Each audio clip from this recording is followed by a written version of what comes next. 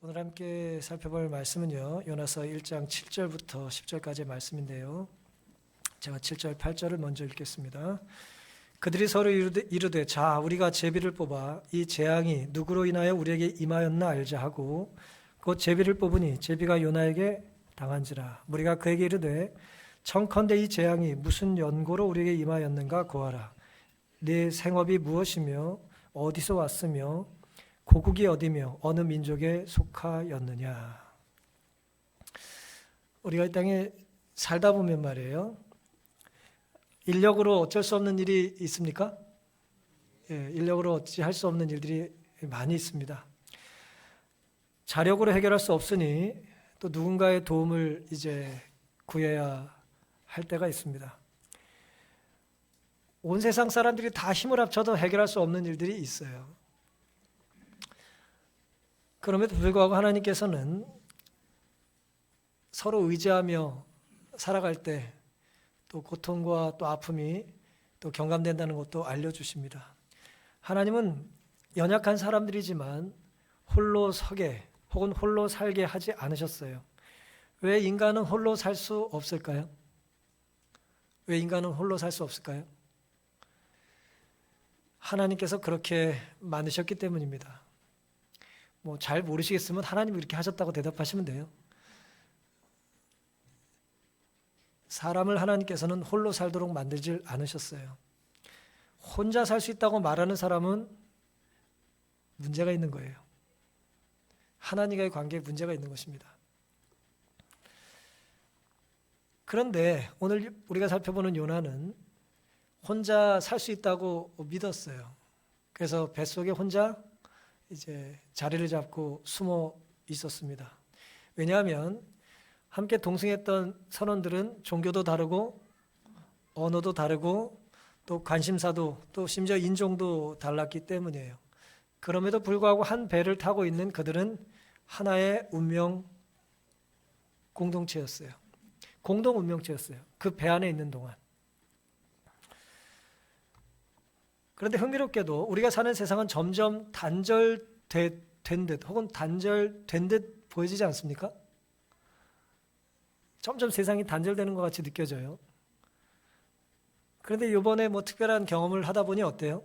역설적으로 단절된 것 같은 이 세상이 점점 더 나도 모르게 연결되어 있다는 것을 이제 깨닫게 되는 것입니다. 호흡이라고 하죠. 호흡. 호. 내가 내쉬는 쉼. 흡. 내가 들어 마시는 쉼입니다. 호흡. 내가 호하면 옆 사람이 뭐예요? 그 내가 내든 나도 모르게 내놓은 숨을 누군가 마시는 거예요. 그 내가 마시는 숨들은 누군가 뭐 한 거예요? 내놓은 숨일 가능성이 있는 것입니다. 숨으로 우리가 서로 연결되어 사는, 점점 더 가까워지는 그런 세상에 우리가 살고 있는지 모르겠어요. 왜냐하면 과거에는 멀리 떨어져 있던 사람과 같은 숨을 쉴 일이 없었는데 이제는 너무나 발달된 교통수단으로 인해서 거리의 문제는 이제 거의 문제가 되지 않는 것입니다.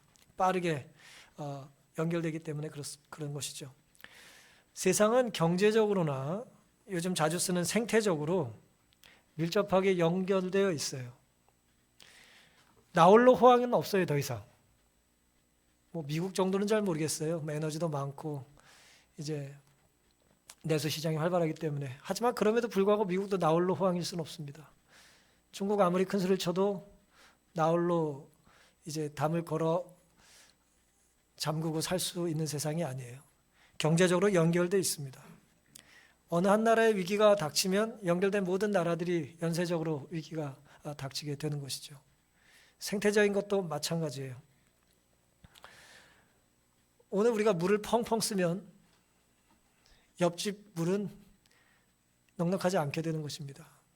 그리고 우리가 동시대에 사는 우리들이 물을 낭비하게 되면 우리의 다음 세대 자손들은 물 없이 이제 고통을 겪어야 되는 것이죠. 나 편하자고 불을 마음대로 이제 떼어버리면 다음 세대들은 그것에 대한 고통을 고스란히 겪어야 되는 것입니다. 이게 오늘날 우리가 살고 있는 세상이에요. 그런데 이 세상이 뭐 고대나 지금이나 특별히 이제 고대 사람들의 생각 속에는 어떤 어려움이 생기면 그 어려움의 원인을 찾기를 원했어요. 어떤 문제가 생기면 사람을 찾는 것입니다. 흔히 우리가 이제 마녀사냥이라고 하고 희생양이라는 표현을 쓸 수 있어요. 도대체 이 어려움이 왜 생겼냐 이거예요. 그래서 고대는 특별히 재앙이 생기면 누군가 신의 노여움을 샀다고 생각을 했습니다. 누군가 신의 노여움을 산 거예요. 그리고 그 사람을 뭐 해야 돼요? 찾아야 돼요, 빨리. 이 복균자 빨리 찾아야 되잖아요. 그렇죠? 빨리 찾아서 뭐 해야 됩니까? 격리를 시켜야 되는 거죠. 그래서 이제 고대 사람들은 어려움이 생기면, 재앙이 생기면 누군가 신을 거스렸기 때문에 생긴 어려움이고, 그 신을 거스린 그 사람을 어떻게 찾았냐? 아주 특별한 방법으로 찾았어요. 뭐 했습니까? 제비를 뽑았어요. 제비를 뽑았어요. 왜냐하면 신이 그 제비에 함께했다고 믿은 거예요. 억울하게 죽은 사람 많았겠죠? 근데 어쨌든 그 배 안에서 이제 그들이 이제 합심을 해서 제비를 뽑았어요. 이름을 넣고 뽑았겠죠? 누가 뽑혔습니까? 요나가 뽑혔어요. 누가 요나를 뽑게 하셨을까요? 하나님께서 역사하신 것입니다. 물론 당시에는 하나님께서 역사하셨지만 오늘날도 이런 방법을 취하면 될까요? 안 될까요? 안 됩니다. 절대 그러시면 안 됩니다. 에스겔 21장 21절에 우리 번교 주석은 이 제비 뽑는 것에 대한 현대의 위험성에 대해 이렇게 이야기를 했어요. 뭐 선지자도 이런 코멘트를 했습니다만은 들어보시기 바랍니다. 만일 생애의 결정마다 사람이 어떤 외적인 표에 의해 직접 하나님으로부터 대답을 듣는다면, 그러니까 하나님 역사하십시오, 우리가 제비 뽑습니다 라고 이런 식의 방법을 지금도 한다면 인간은 단지 기계에 불과한 존재가 될 것이다. 맞죠? 그렇잖아요. 하나님이 역사하시는 거라고 하는 걸 믿음으로 우리가 자꾸 제비를 뽑기 시작하면 인간은 뭐예요? 기계에 불과하지 않겠어요? 그렇잖아요. 그는 스스로 인간의 기본적인 권리와 자유, 즉 하나님이 그에게 준 능력인 소위 자기 결정의 권리와 자유를 잃을 것이다 그랬어요. 하나님께서 우리에게 자유를 주셨어요. 자유를 주셨다라고 하는 자유는 자유의지입니다. 자유의지란 건 뭐냐면 선택할 수 있는 자유를 얘기하는 거죠. 그렇죠? 내가 하나님 뜻대로 뭐 할 수 있어요? 살 수도 있고 거절할 수 있는 자유가 나에게 있는 거예요. 오늘 예배를 제대로 드릴 수도 있고 예배 드리기 싫음으로 내가 거절할 수 있는 자유도 나에게 있는 것입니다. 그런데 만약에 그것이 아니라 하나님께서 강제적으로 혹은 억지로 혹은 뭐 물리적인 힘으로 우리를 이제 누가 한 사람 딱 정해가지고 기계처럼 우리를 사용하신다면 그 예배를 통해서 하나님께서 영광을 받으실 수도 없고 우리는 예배자의 기쁨과 감격을 누릴 수도 없게 되는 것입니다. 오늘 이런 배경하에 가장 중요한 질문과 대답, 가장 중요한 질문에 대한 바람직한 대답은 어떤 것이 되어야 하는지를 본문을 통해서 좀 살펴보는 시간을 갖겠습니다. 요나서 1장 8절에는요. 그 재앙을 당한 선원들이 모여서 자고 있던 요나를 깨워서 질문을 합니다. 질문하는 배경을 이렇게 설명을 했어요. 이 재앙이 무슨 용고로 우리에게 임하였는가? 요나가 뽑혔으니까 그는 알 거라고 생각한 거예요. 네가 알고 있지 않겠냐? 이 재앙의 원인을 넌 알고 있지 않겠냐? 라고 물었어요. 뭐라고 물었습니까? 내 생업이 무엇이냐 물었어요. 그 다음 어디서 왔냐 물었어요. 또요. 고국이 어디고 국적이 어디고 어느 민족에 속했냐고 물었어요. 뭐 네 가지 질문했습니다만 이 네 가지 질문은 뭐 세 가지로도 줄일 수 있겠어요. 한마디로도 줄일 수 있어요. 이 한마디는 뭐냐면 가장 중요한 질문이 뭐냐 이거예요. 가장 중요한 질문은 너는 누구냐는 거예요. 근데 신기하게도 이름을 묻지는 않았어요. 뭐 이름을 알고 있었는지 어쨌는지 모르겠지만 이름을 묻지는 않았어요. 사실 이름을 안다는 것은 매우 큰 의미는 있습니다만은 그 이름 그 자체에 명명한 것이 그 사람의 본질을 보여주는 건 아니죠, 사실은. 그렇죠? 어쨌든 너는 무슨 일을 하냐고 물었어요. 생업이 뭐냐고 물었어요. 어디서 왔냐?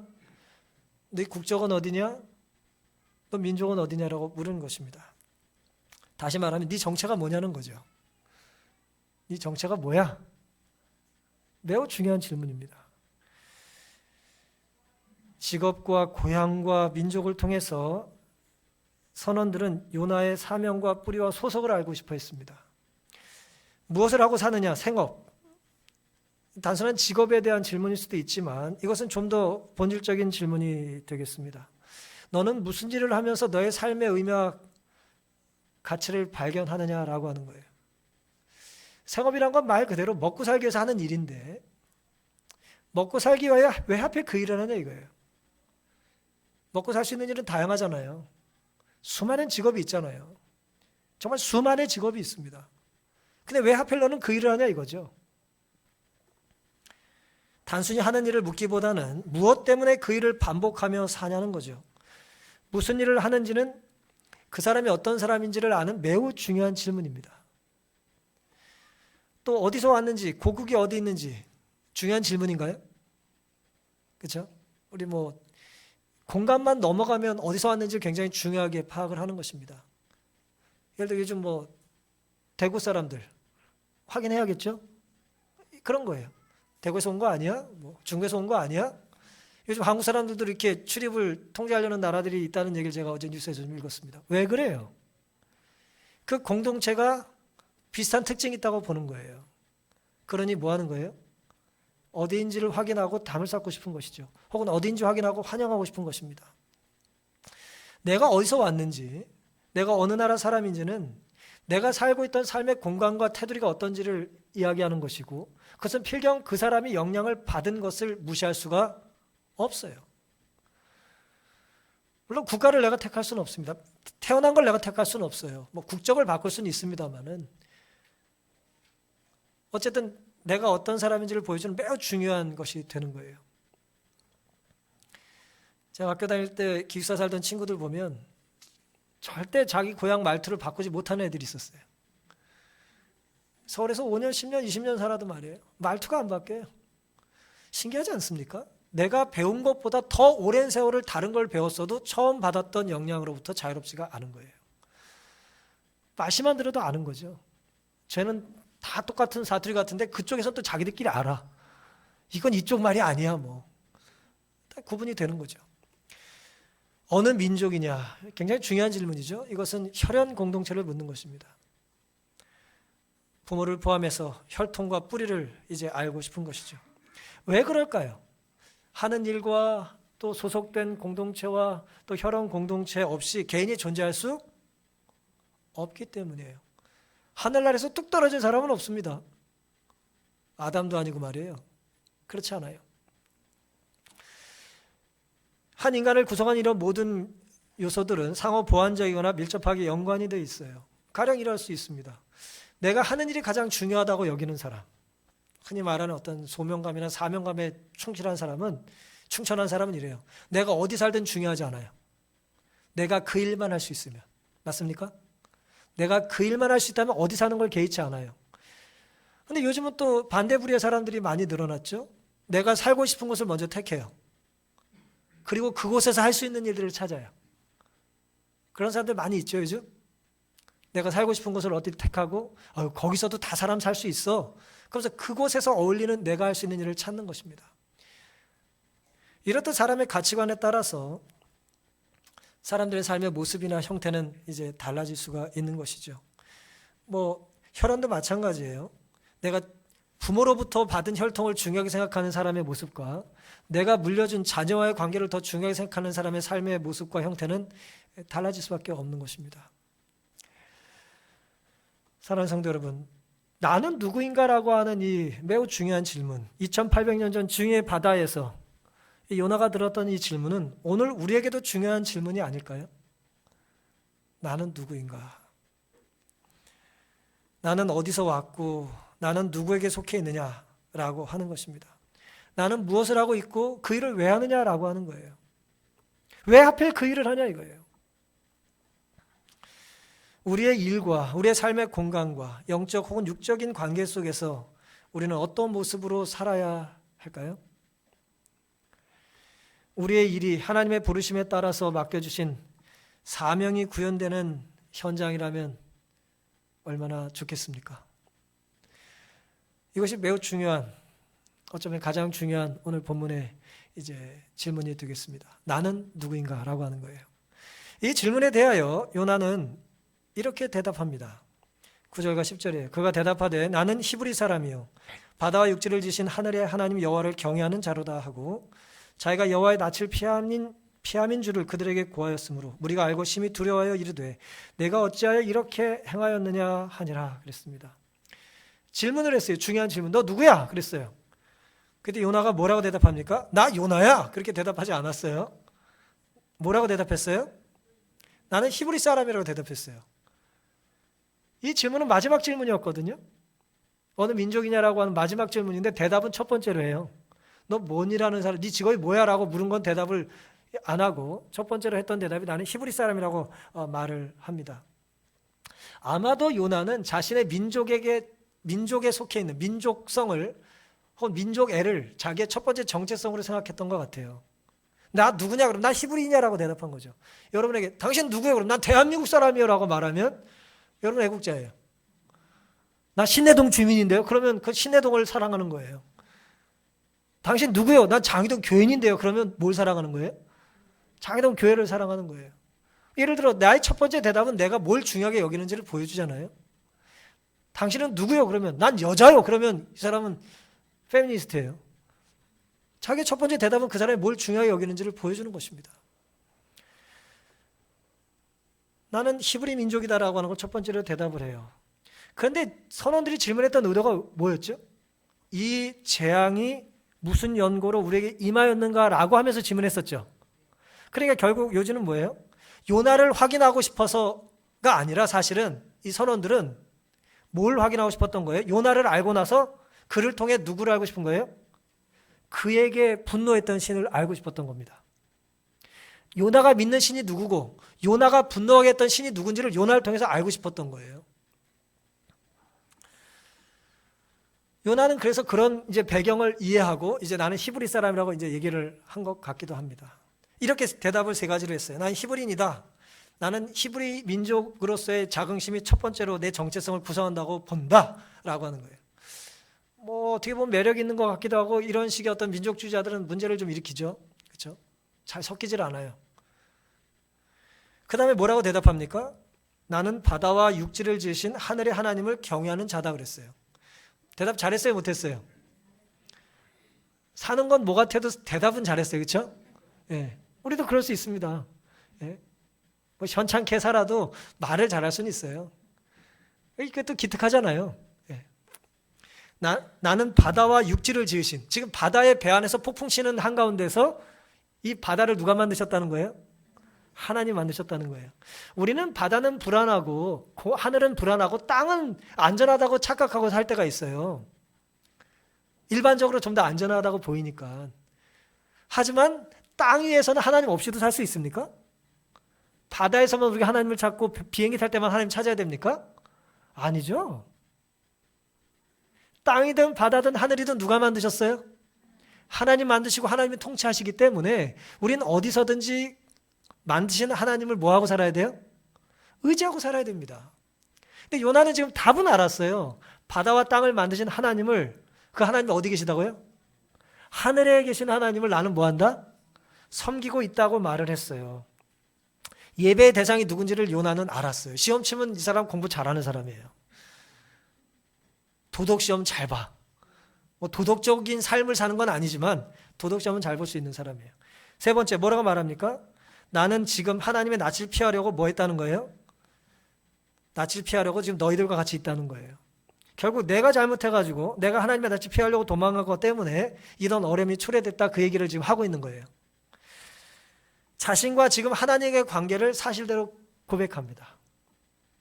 나는 히브리인이고 천지 만물을 창조하신 하나님을 섬기는 사람이지만 내가 그 하나님을 피해서 지금 도망치고 있어서 이런 어려움이 생겼다라고 고백한 거예요.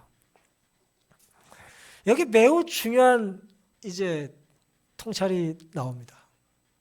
요나가 굉장히 중요한 얘기를 하나 했어요. 그게 뭐냐면 어떤 한 사람을 제대로 파악하려면 그가 섬기는 대상이 누구인지를 알아야 됩니다. 내가 어떤 사람인지를 알기 위해서는, 혹은 내가 어떤 사람인지를 표현하기 위해서는, 혹은 여러분이 여러분의 삶을 이제 뭐 취직을 하기 위해서든 무슨 삶을 뭐 정리하기 위해서든 간에 나는 어떤 사람이다라고 나열할 때 필경 뭐가 들어가야 된다고요? 여러분의 직업, 이름, 나이, 성별, 혈액형, 그런 거는 뭐 그렇게 본질적인 게 아니고 뭐가 들어가야 된다고요? 나는 일생 누구를 섬기고 살았는 자가 들어가야 되는 거예요. 인간의 정체성은 숭배하는 대상과 뗄 수가 없습니다. 내가 누구인가와 내가 누구를 섬기는가는 같은 말이에요.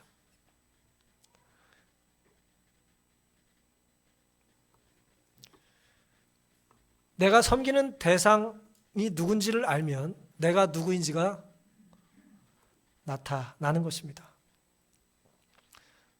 그나마 인격적인 신을 섬기면 좀 낫죠. 근데 이 섬김의 대상에 이 물질을 넣은 사람들이 있어요. 평생 나는 돈만 의지하고 살았다. 그게 되는 거예요. 배금주의는 참 불쌍한 것입니다. 거기에 또 하나님의 자리에 인간을 넣는 사람들도 있죠. 제가 지난주에 말씀드린 것 같아요. 인간에게 의지하면 결국 실망합니다. 결국 실망해요. 결국 우리는 하나님을 섬기며 살아야 되는 것입니다. 우리는 하나의 작품 같은 거예요.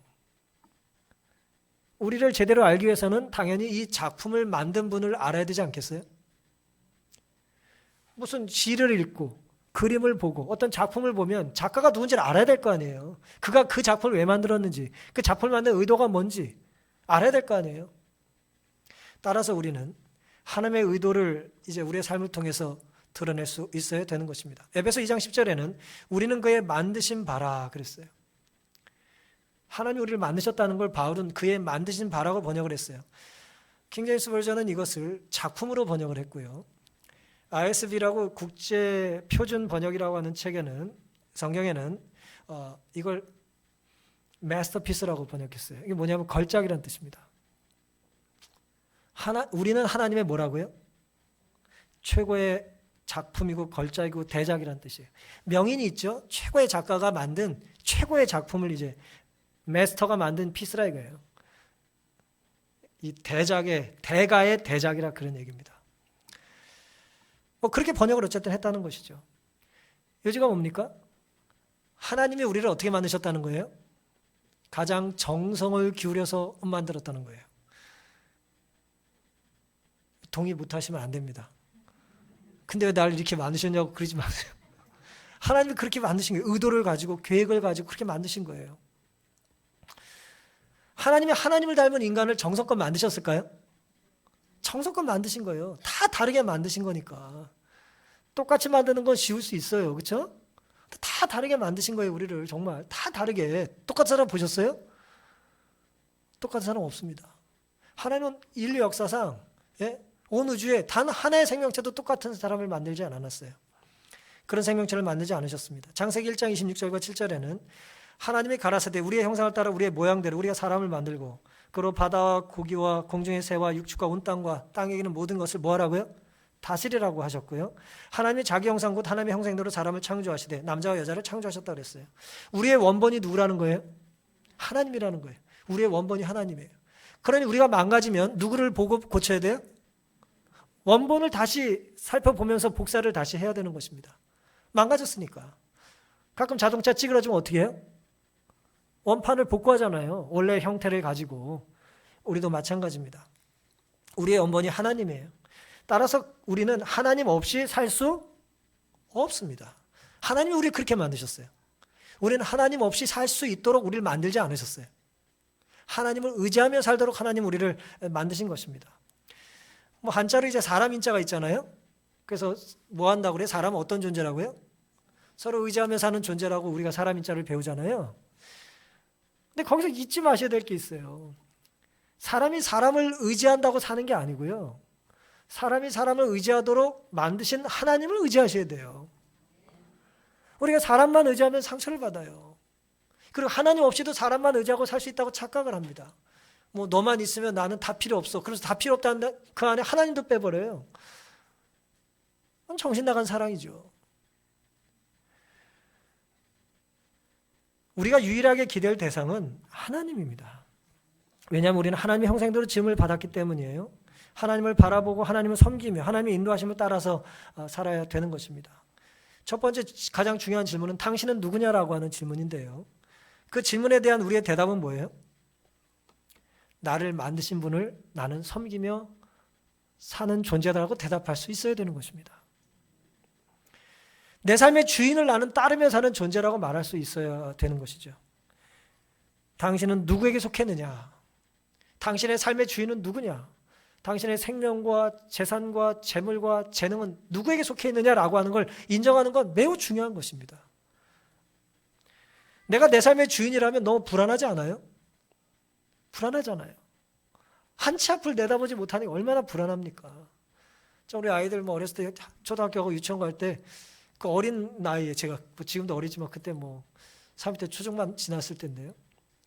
중반 후반 그때쯤인데 아이들이 가방 메고 유치원을 가거나 학교 가면 가슴이 그렇게 쓰린 거예요. 저놈이 저게 세상을 어떻게 살려나.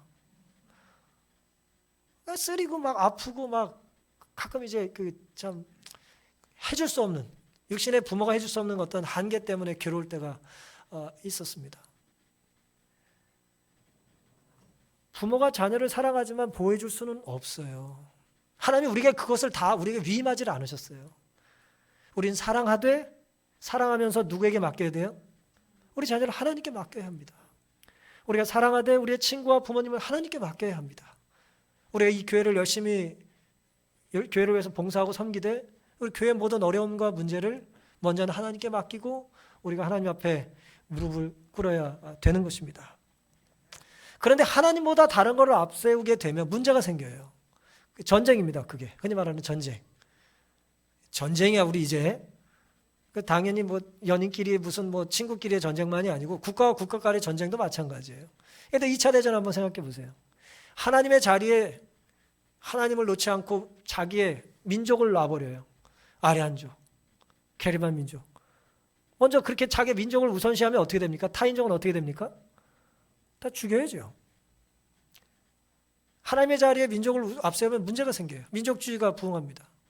그럼 전쟁이 나는 거예요. 하나님의 자리에 물질을 놓게 되면 어떻게 됩니까? 하나님 필요 없이 네 거 내 거 없이 다 내 것으로 만들고 싶어 하는 것이죠. 하나님이 허락하신 것이 아닌 것을 내가 앞세우다 보면 그 쾌락 때문에, 그 성공에 대한 욕망 때문에 도덕도 윤리도 다 무시한 채 이제 결국은 후회하게 되는 것입니다.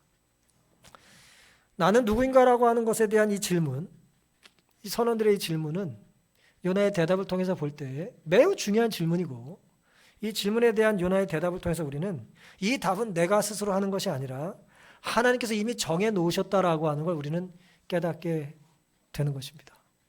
그러니까 내가 누구인지 잘 모를 때 우리는 골방에 들어가서 돛 닦는다고 해결되는 것이 아니라 나를 만드신 분에게 뭐 해야 돼요? 여쭤봐야 되는 거예요. 하나님, 제가 누굽니까? 하나님, 제가 누굽니까? 우리가 살면서 예를 들어 부모 자녀 간에 일반적으로요. 다 그런 건 아니지만 일반적으로 부모 자녀 간의 사이가 좋으면 아이는 잘 자라요. 그렇죠? 근데 부모 자녀 간의 약간의 사이가 예를 들어 안 좋거나 아주 좋지 않으면 자아 형성에 있어서 굉장히 문제가 생기죠. 왜냐하면 뿌리와 사이가 좋지 않은데 좋을 리가 없잖아요. 이걸 영적으로 적용을 해보면 그렇습니다. 하나님과 사이가 안 좋은데 내가 내 정체를 제대로 깨달을 수 있을까요? 그럴 수는 없습니다. 그래 내가 어떤 존재인지 헷갈릴 때마다 우리는 누구를 찾아야 합니까? 하나님을 찾아야 합니다. 하나님, 제가 어떻게 이곳에 왔습니까? 제가 어떻게 살아야 합니까? 제가 하나님을 어떻게 섬겨야 합니까? 이 어려움을 어떻게 타개해야 됩니까? 하나님께 여쭈며 사시게 되기를 간절히 바랍니다. 고통의 문제라고 하는 제가 쓴 이제 C.S. 루이스가 이제 이런 글을 남겼어요. 제가 좀 좋아하는 글이기도 한데요. 하나님은 쾌락 속에서 우리에게 속삭이신다 그랬어요. 우리가 쾌락을 즐기고 살 때는 하나님은 그냥 작게 말씀하신대요. 들려요, 안 들려요? 안 들리죠, 지금. 네. 제 얘기 잘 안 들리는 분들도 있어요, 지금. 안 들려요. 쾌락을 사람이 탐닉할 때는 하나님이 속삭이시듯 들린대요. 잘 안 들리지, 당연히. 두 번째. 근데 우리의 양심 속에는 그냥 말씀을 하신대요. 중간 톤으로 이제 말씀하신 거예요. 양심에 대고. 하지만 고통 속에서는 소리치신대요. 고함을 치신답니다. 야, 너 죽을 거야? 살아야지. 그러니까 때로 우리가 고통을 겪는다라고 하는 건 누구 음성을 가장 가깝게 들을 수 있는 거예요? 하나님의 음성을 가깝게 들을 수 있는 기회인 거예요. 고통은 귀먹은 세상을 불러 깨우는 하나님의 메가폰이다 그랬어요. 하나님 오늘 우리를 불러서 흔들어서 깨우시길 원하는 거예요. 지금 요나가 잠들어 있는데 깨우셨잖아요. 그의 고통과 환난 속에서 하나님께서 말씀하고 계시잖아요. 근데 문제는 악하면서도 행복한 사람은, 내가 지금 행복해요. 근데 하나님과 관련이 없이 행복해. 악하면서 행복한 사람은 자신의 행위가 무언가 들어맞지 않는다는 사실, 자신이 우주의 법칙에 따르지 않고 있다는 사실을 조금 더 눈치채지 못한다는 거예요. 하나님 없이도 뭔가 일이 잘 풀려요. 지금 문제 아니에요.